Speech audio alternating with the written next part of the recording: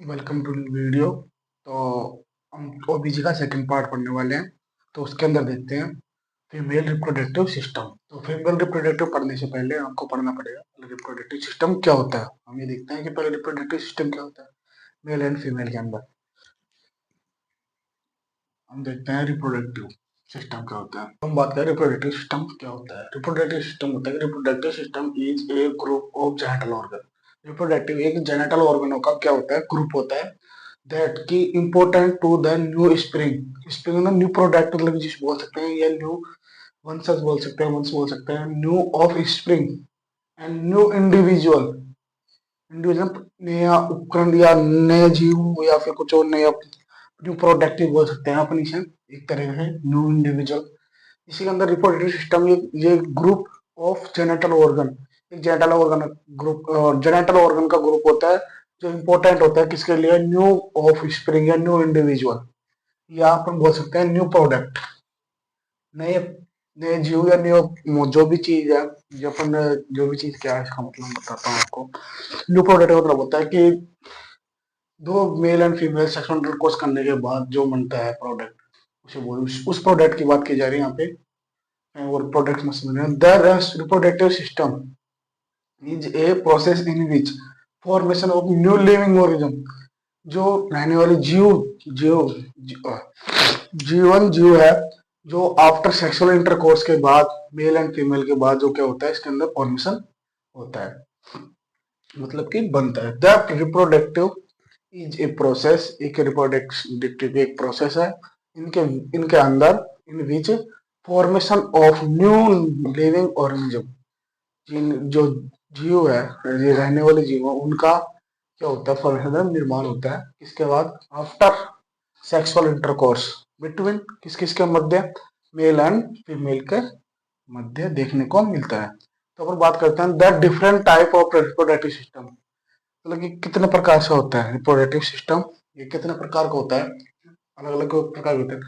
The different type of reproductive system in different gender and sex, अलग अलग sex and अलग अलग gender के हिसाब से अलग अलग रिप्रोडक्टिव सिस्टम होते हैं। तो अब हम बात करते हैं स्पेशली फीमेल रिप्रोडक्टिव सिस्टम की।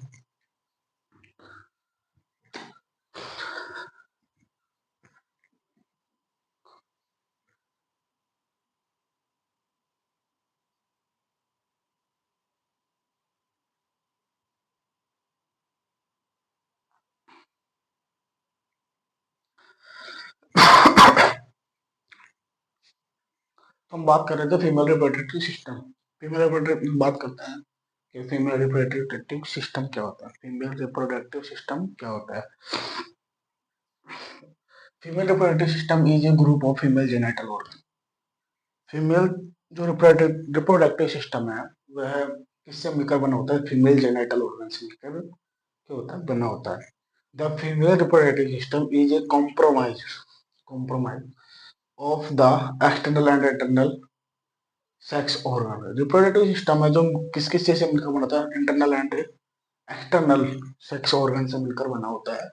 And the these organs play role in the reproduction.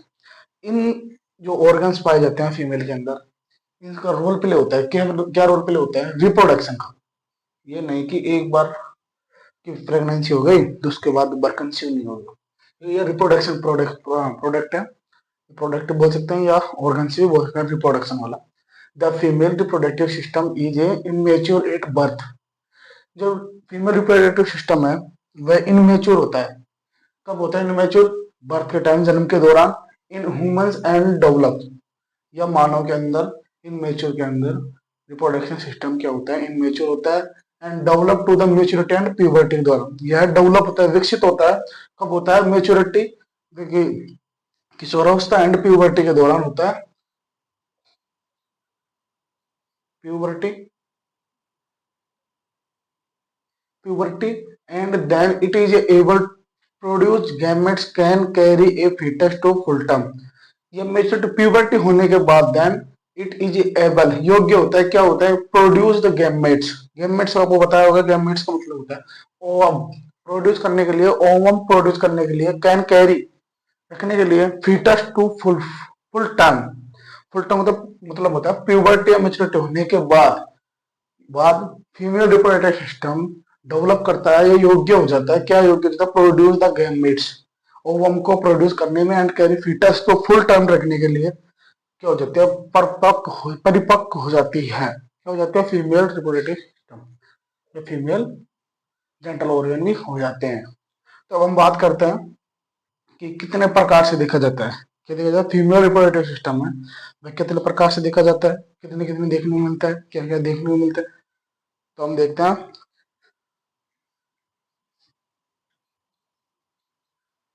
Female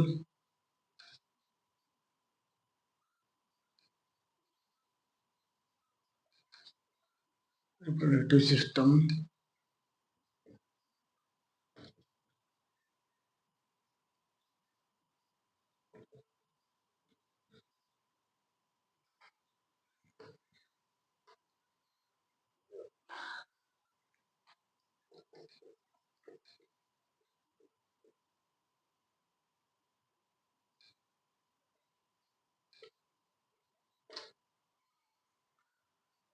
तो हम बात कर रहे थे कि फीमेल रिप्रोडक्टिव सिस्टम है, वह reproductive system is A divide in the three portion.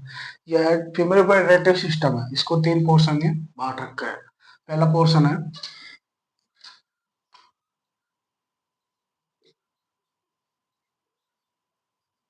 External female reproductive system, दूसरा है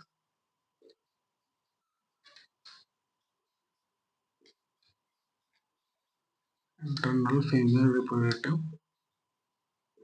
सिस्टम, तीसरा है सेसरी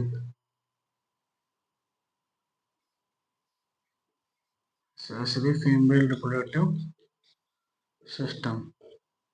कितने प्रकार, तीन वर्गों में बांट रखा है, किसको बांट रखा है, फीमेल रिप्रोडक्टिव सिस्टम में। मैं आपको बता दूं नॉर्मल वे से, एक्सटर्नल फीमेल रिप्रोडक्टिव सिस्टम में जो हम आंखों से आइज के द्वारा क्या गया विजुअलाइज हो जाएगा, दिख जाए, उसे एक्सटर्नल फीमेल रिप्रोडक्टिव सिस्टम कहते हैं। इंटरनल के अंदर जो हम आंखों से दिखाई नहीं देता एंड किसी स्कोप या किसी लेप्रोस्कोपी द्वारा देखा जाए, उसे इंटरनल फीमेल रिप्रोडक्टिव सिस्टम कहते हैं। असेस करने वाले जो भी ऑर्गन होंगे उसके अंदर एक्सेसरी फीमेल रिप्रोडक्टिव सिस्टम करते हैं, जैसे निप्पल वगैरह, कलेक्टर्स वगैरह हो गए।